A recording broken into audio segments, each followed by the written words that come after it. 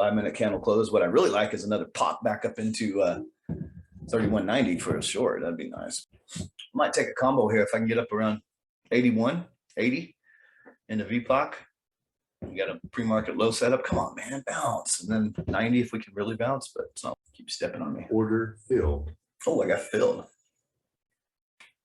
I think we could get to back down to 31.56. Give me about 30 points. I could get probably 10 out of these contracts.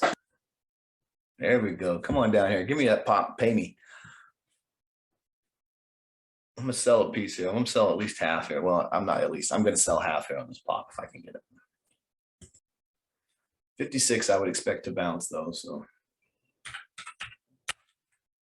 take most of them off here if I can get it.